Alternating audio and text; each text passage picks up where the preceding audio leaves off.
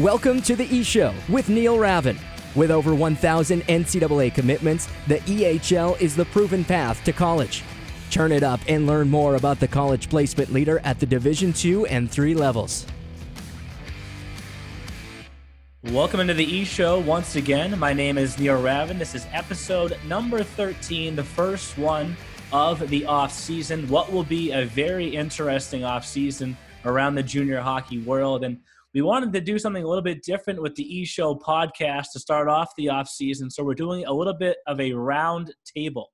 I've got 5 different head coaches and GMs from around the league. Andrew Trimble from the New England Wolves, Rich DeCaprio from the Boston Junior Rangers, Adam Houli from the New Jersey 87s, Eric Lind from the Connecticut RoughRiders, and Chris Cerrella from the New Hampshire Avalanche. We'll bring all of them in now. And as I mentioned, wanted to do something a little bit different here and just talk about what will be a very interesting offseason. And we'll start things off. I'll start off with Adam Houli, since today is April 7th, the first day that you can officially sign players for next year. I don't have the exact numbers in front of me, but I think your team is bringing back the most guys from last year. How important are returners, when setting the foundation for a new junior hockey season? Yeah, I think it's super important. I think last year I had a little bit of a taste of it. I only had 3 or 4 guys return. Right now we're looking at close to 14, 15 coming back for us. So right off the bat, we feel very confident. It just sets the tone. You can go into training camp and be ready to go from things you were doing at the end of the year because the majority of your team knows what you're doing. So super excited for that. And I just think you see the leadership, the veteran presence really does take shape in this league, especially as you go through the entire months.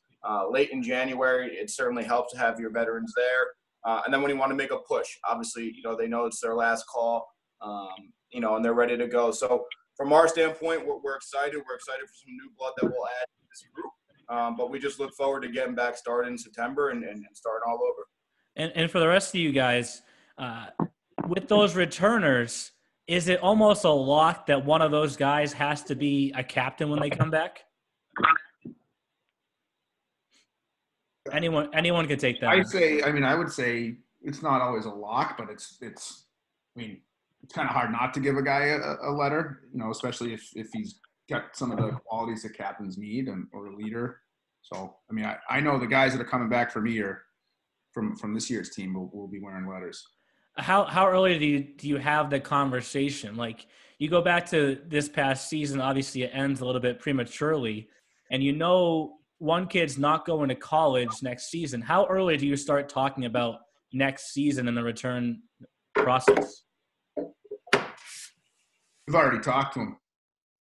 Yeah, I think it starts right away. I think as soon as we knew the season was over and we had our exit interviews, the next day, the guys that your veterans, you start kind of talking about, the next year. So for us, I think it started right away. And I think now it's even more. Guys are, in some sense, bored sitting at home right now. There's, the year is taken and now they're sitting there, hoping that they get back in September. I would say the year started right away. And they want to be back. And that's when you're doing things the right way, but it's also reassuring that, everybody wants to come back and be here. Eric, you're one of the guys that's been in this league all the way since its inception back in 2013. What's an exit interview like?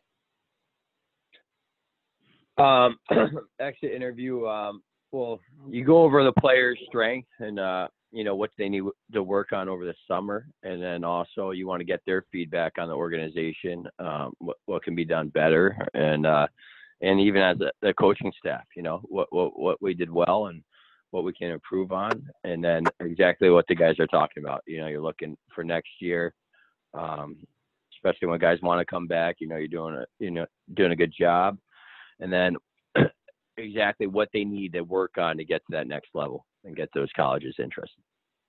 And Chris, we'll keep with this same topic. With all the commitments that your program's had, there's been one player that's kind of just been there the entire time, coming back already for a 3rd year, in Chris Ahrens. Obviously, you'd love to have him in college already, but how beneficial is it to your team that he's coming back for a 3rd season? Yeah, I think it's great. Having Chris Aaron's back is fantastic. He's a great leader, great captain, obviously a great player.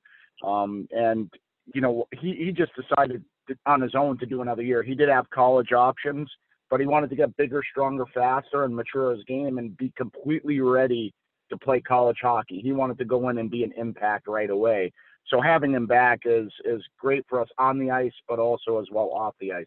And only having 6 returners, having a guy like that returning as well is big for us. And Andrew, we'll bring you in now. With the Avalanche being one of the teams in your state, you're another one. There's 4 teams. You guys have already started talking about what you want to call the New Hampshire Cup, and you want to play games at St. A's College. What is the thought process behind that and the benefits to all 4 of your programs?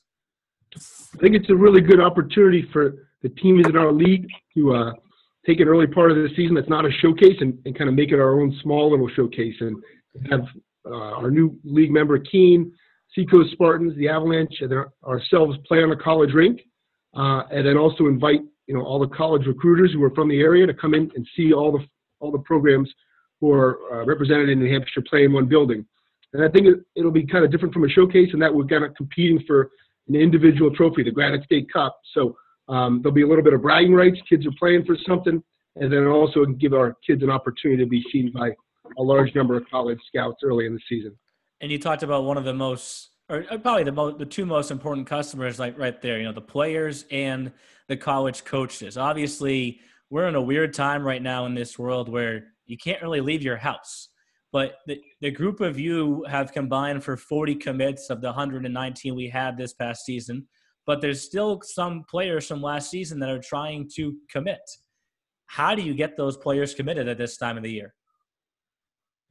Well, I think our league has done a tremendous job of our showcases. So most of our kids have been seen by, the schools that they're talking to or that they're interested in. So it's a matter of them making sure that their paperwork and their applications and their financial aid is all in and ready to go, and then them making a decision.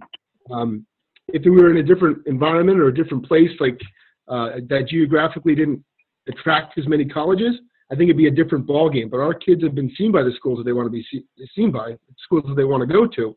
So now it's just decision time. What can those players do at home, the ones that are still left uncommitted right now? I think stay in contact. They just have to continue to make sure that they respond to calls, respond to text messages, respond to emails.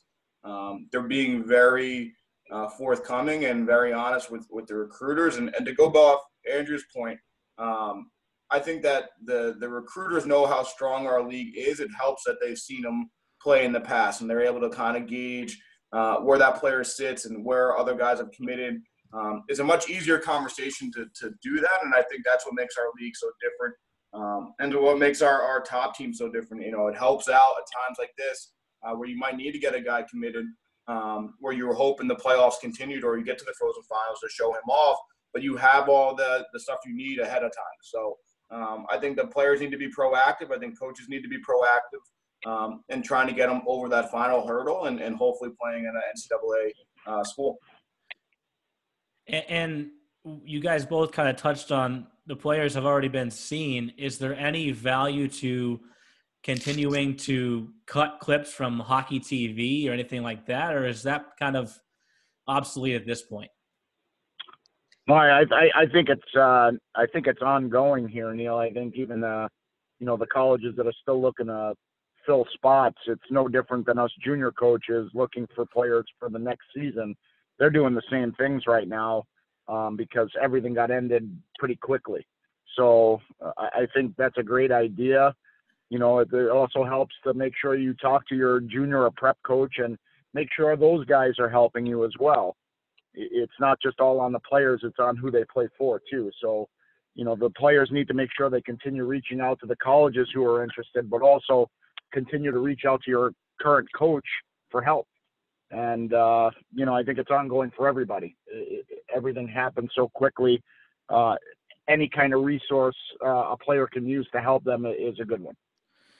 And that's kind of a decent transition into, what is the most important topic here next season. Eric, we'll start this one off with you. all the recruiting right now is over the phone. How much different is that than it's been, for every year past that you've been in junior hockey? I would say for us, it's kind of seamless transition just because we cut out tryouts about 5 years ago. So we do a lot of video and then references and then obviously over the phone talks. And then obviously season's cut short, but I do skates also, but obviously that's cut out right now. So it hasn't been too big of an impact on us. Yeah, I know. With that, we're in the same boat. We don't do tryouts. I know, the rest do in some sense. So for us, it's kind of similar where, we're pretty much on the phone at this point. None of the real showcases have occurred quite yet. So you're not, your travel schedule hasn't really started.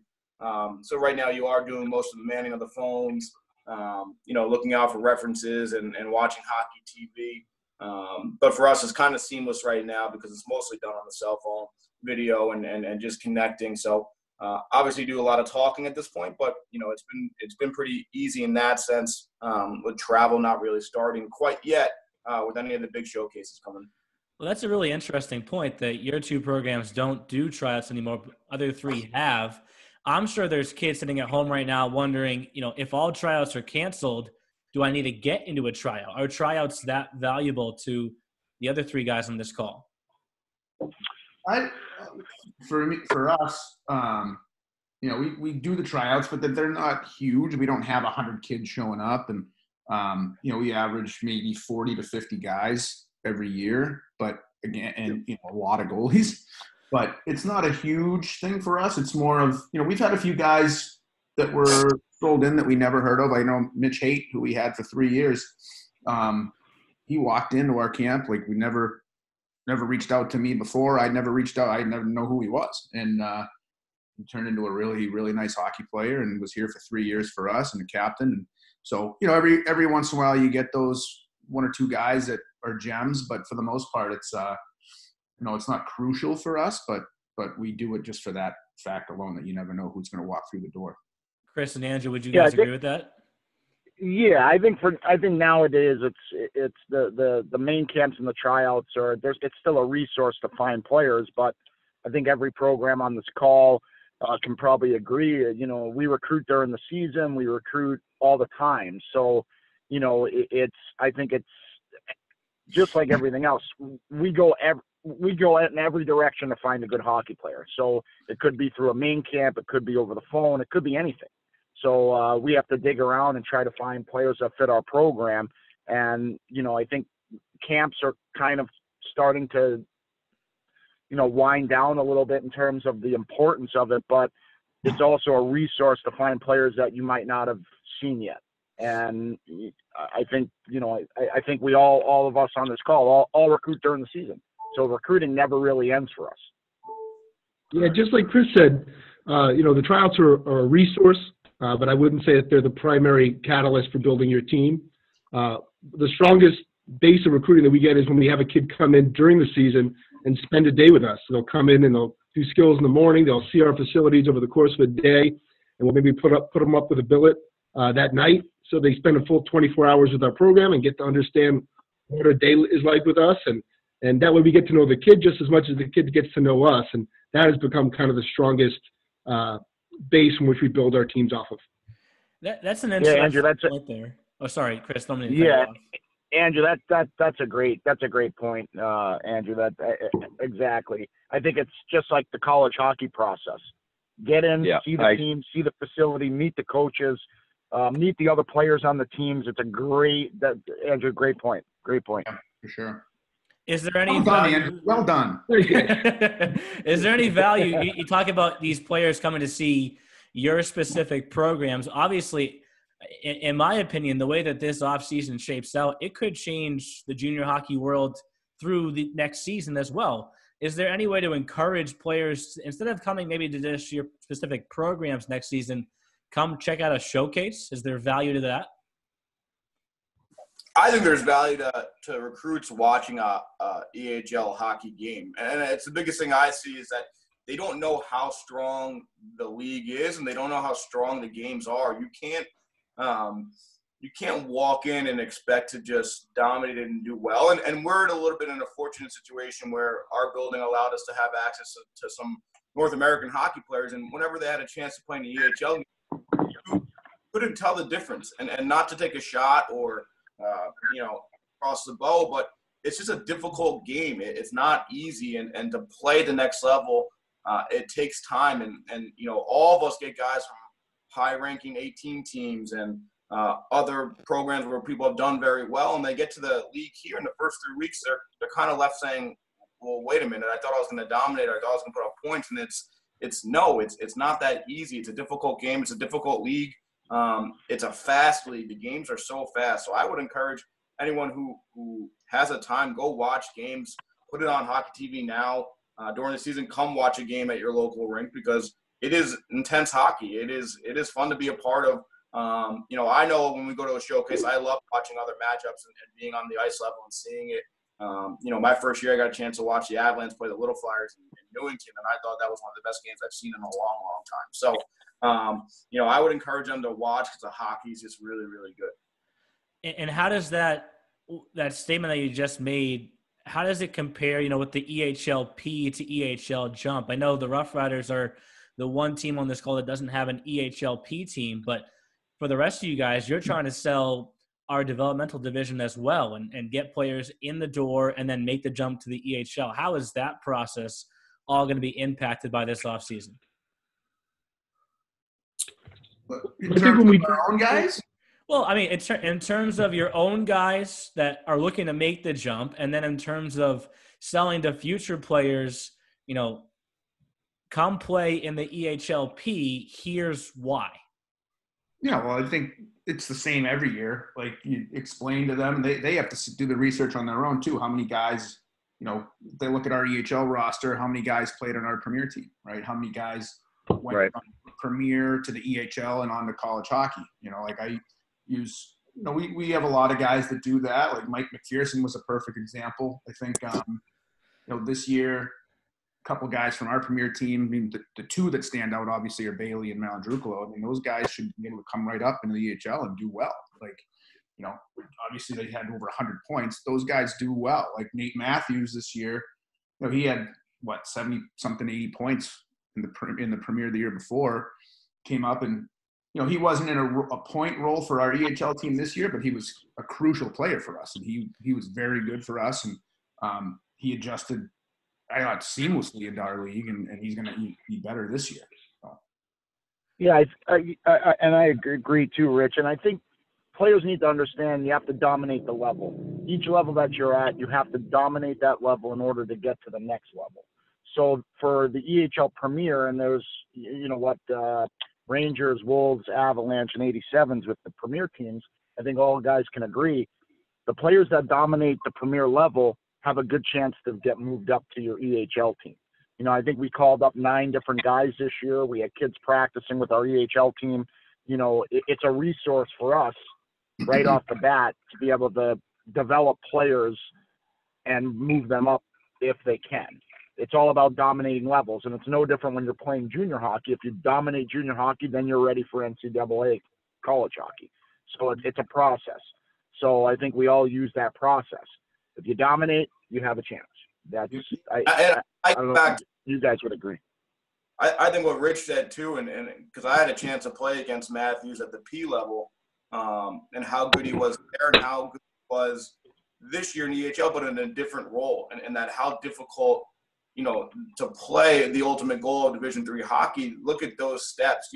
He's been on the right side of his decisions each time. He's gone from Premier. He's done really well. He went to a good program.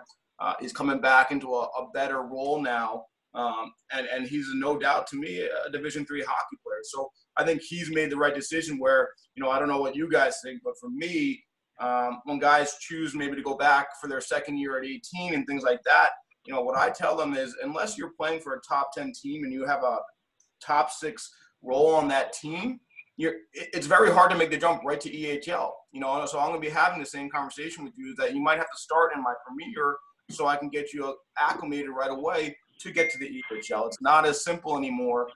With the amount of 18 teams out there, it's like 140. You know, it's a lot of players. And that's why I think getting started in the Premier early, if that's your goal and you're able to do that, is a tremendous resource. And I'll be honest, you know, for guys like us who have Premier teams where other EHL teams can look at, we market that as well. You know, we've had some difficult conversations with our Premier guys and say, hey, you might have a better fit here, but we want you in the league. We want you to be a Division III hockey player. And this league does a tremendous job of doing that. I think that's where the coaching staffs all get along. And we, as competitive as we may all be against each other, I think we all rely knowing that, hey, if there's a guy who's a good fit here, go there. There's a good coach up in the north, go there. You know, I know with Rich, we did it last year across a recruiting trip. We came across a guy late that I was kind of on the back burner of that person. I reached out and said, hey, if you have a chance to go play for Coach Rich or another league, you'd be dumb not to go to play for Coach Rich, and you end up being a really good player. So for Coach Rich. So it worked out in that we support each other. We're competitive, but we certainly support each other in being in this league and playing for this league. I think that's a great point that I wanted to bring up at some point in this call. I remember I said it to the Wolves last training camp when I went up and spoke to your team, Andrew. Our coaches do a tremendous job keeping players in this league. You guys have all made trades, whether with each other or, you know, with other coaches in the league. How do you set a player down and deliver that message that while your role maybe has diminished with your program, here's why you should stay in the EHL and go to this team? Anyone can start off that one. I mean, I'll start off. Okay. Sorry. Yeah, no worries at all. I just say it's really important for a player to be a top 6 forward or a top 4 defenseman and to get that exposure, you know. And I also want to stress how successful these players from the EHL are being at the Division III level. I know a handful of guys on this call had, you know, players of the year at their schools, and there's a lot of captains. So like, it's a really good development league to take that next step at the NCAA level. But answering that question, you gotta be on a, you know, a top line to get those notices. I mean, it's just the way it is now. And I think players understand that, and that's how they're going to develop. Yeah, and I think with that, it's, you know, everybody, you know, works together, and the players are our customer. So if there's an opportunity to get a better fit for a kid, you know, we communicate as owners and coaches and try to find the best fit for the kid so that he can excel at this level and potentially go to the next level. If we have a kid who's not getting the minutes that he needs, then we try to find a place for him to get there. I think one big thing that we've been talking about without saying the actual word is patience. How do you tell players that the most important thing they can do is be patient, trust the process? Maybe it's not going to be a year in the league and you're right out. It may take 2 years. It may take 3 years. But if you stay patient and trust the process and work through, Chris said it, you master the level that you're at. How do you teach kids to be patient and know that at the end of the day, they will reach that goal that they want to get to? Well, I think the biggest thing is, you know, all of us on this call have been there, right? So, you know, I played 3 years of junior B hockey back in the mid-'90s for Apple Corps. Then I finally went to the USHL, then off to Division I college hockey. So I played 4 or 5 years of junior hockey before I played college hockey. So, you know, most of the coaches on this call here, if not all, have done the same process. So when you can tell a family about their family plan as you help them develop their family plan, I did this too. This is not out of the ordinary. This is the norm. I was a 21-year-old freshman. Believe in the process. It works. You just have to put everything into it. And if you can commit to that and stay within our league, within our programs, they're going to have success at the end. There's not many players that, you know, that I know of that have aged out of the EHL and never had a place to go play. So the path is there. It's how much you want to commit to that path. Believe in it. Believe in your coaches. Believe in your program. Believe in the league name, and then just go all out. that would be my opinion. No, it's right. And some guys understand that, but a lot don't. And that's why the recruiting process is what it is. You gotta have a lot of players in your notebooks and a lot of contacts, and you gotta reach out to a lot of guys because, some guys will buy into that, like I said, and some won't. Like I look at Johnny Malandrucolo, he bought into it. Bailey, he bought into it, and to play, dominate in the Premier and then move up. Though those guys could have played EHL for sure, but would they have been power play guys this year? I doubt it. I don't know, but those kids trusted the process and they're going to come back and they're going to get committed. Johnny's an 01, so he'll still have another year, but Bailey will for sure. And it's just the kids, you can't convince them all. Everyone's got, a lot of these kids have other people chirping in their ear, and unfortunately that's the way it is now. And you can only help so many. Right. I think we live in a kind of a quick fix culture sometimes where it's hard to relay that information to kids and get them to buy in. But the EHL it's a pretty sure path. It's a pretty solid footing that if you play at one level and excel, then play at the next level and excel, you're going to have opportunities. So if kids embrace that process and embrace that developmental model, it's a pretty sure path that they can get to where they want to be if they embrace it. And Chris, you kind of brought this up. You all played in college. Is that one of the things that you first say to a potential recruit, or do you kind of sell your brand first, sell the league first, and then say, and here's the proof. I went through this as well. Yeah, I mean, I think it's part of that recruiting process. I think each coach on the call here develops a different kind of recruiting process, as every family's different. So yeah, it definitely is something that I mentioned, that not only have I done this for a long time as a coach and helping families get to that college hockey level, but I also did it as a player. My family went through it. So and as a father, a different sport, but I went through the recruiting process with my son for college football. So we've been through it. We've all been through it. Every team on this call has been through it, not only as a player, but somebody involved as a coach, GM, or whatever. We've all done it. So the proof is in the pudding, realistically. And, it is big. Kids and families, players and families want to know that. They want to know who they're playing for has been through the process. And the ones that believe in it, which I feel, and I think you guys all might agree, that more and more players are understanding what the process really is now. And not everybody can play Division I hockey. Not everybody can play in the USHL. So there's got to be room for players at different levels. And I believe they're starting to understand that a little bit more, and they're understanding that the EHL has really formed themselves a great path to college hockey. Where that will be is up to the player and up to the college recruiter. But we do a good job at getting the players there. Yeah, and Chris, I think off that, even take that one step further. Not every player can play Division III hockey. It's difficult. It's not easy.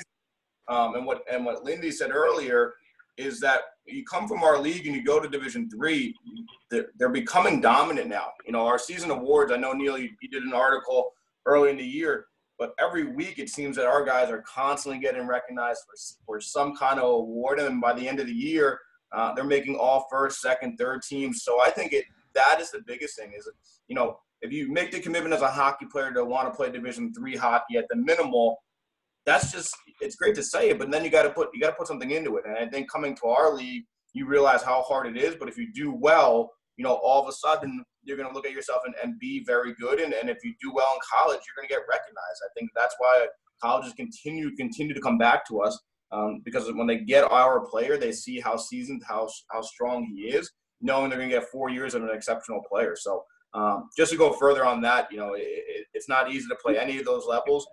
It's getting to the point now. It's not easy to play at the highest club level either. Hockey's a difficult game, But if you give everything you have, the coaches in the league here, we're going to give you everything back. So I think that's the biggest thing. And Lindy, you were going to say something there. I'm sorry you got cut off, but I'll let you start off this next topic that kind of transitions off of that. It's about being one of those top players at the Division III level. Let's use one of your alumni as an example. Walker Harris was in this league. I know it seems a while ago for me, but it was my first year, the 2015-16 season. a kid from Colorado goes to Wesleyan, helps them win the NESCAC this year. I'm sure he wanted to see how far they could have gone in the NCAA tournament. But then he wins the award, the Joe Concannon Award, for the best American-born college hockey player in New England at the Division II and III levels. That's a kid from Colorado that comes and plays for you and then wins that award at Wesleyan. I know that seems like maybe a stretch for some future recruits, but how do you use your alumni to really, put the icing on the cake and say, this is why you should trust what we're doing here? Walker was a tier 2 player growing up in youth hockey, and he really developed into, obviously a hell of a player, and he actually had Division I looks too. I think it's huge to use your alumni. I mean, I have another player that was with me for 3 years, Alex Wilkinson. He was defenseman of the year at Division I Army there, sophomore year, all rookie team, and then he got the individual sportsmanship award and was one of their captains. So having a strong alumni like that, again, it helps the player trust the process, and also I think it makes the players take a long, hard look in the mirror. Like, what's my ability? Where am I at? Am I overshooting? I think that's hard for players that, like with the development process. I think a lot of players think there might be a Division I player, or they're above Division III. Again, like the guy said on the phone, Division III is a hard level to play at nowadays, and they're looking for 20-year-olds. But yeah, the alumni is huge. And Andrew, kind of off of that, you had an alumni recently sign a pro contract. Maybe not every single player wants to go play overseas, but when you got a kid like Kirk Gutting who plays for your program, goes and wins a title at Southern New Hampshire, was the goalie of the year there, then goes signs to play in France. How does that help sell your program? Well, Kurt's been, he played for 2 years in the Eastern Hockey League. Then he came in as a freshman and played, big minutes at SNU. Around his junior year, we were looking for a goaltender coach for our program, and we decided to kind of go a different route and have a goaltender mentor.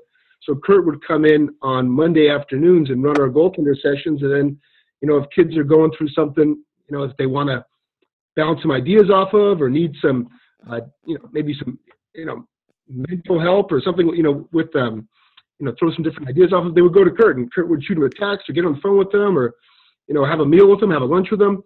And he made a huge impact in the program in terms of getting our kids prepared for the next level. And to see Kurt now have an opportunity to play overseas, something he's really earned, and we're excited about it. So that's just another good success story coming out of the league. And then for the other three guys here that haven't got the chance to talk about their alumni yet, I know you each have your own alumni success stories as well. But when you're recruiting, do you ever come across a player that you find yourself mentioning another alumni in the league?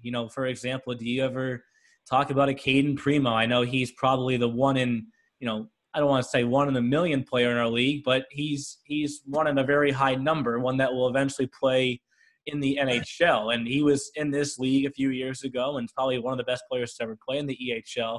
Do you ever find yourself mentioning, like, yes, our alumni have accomplished this, but look at these alumni are also accomplishing this from across the league?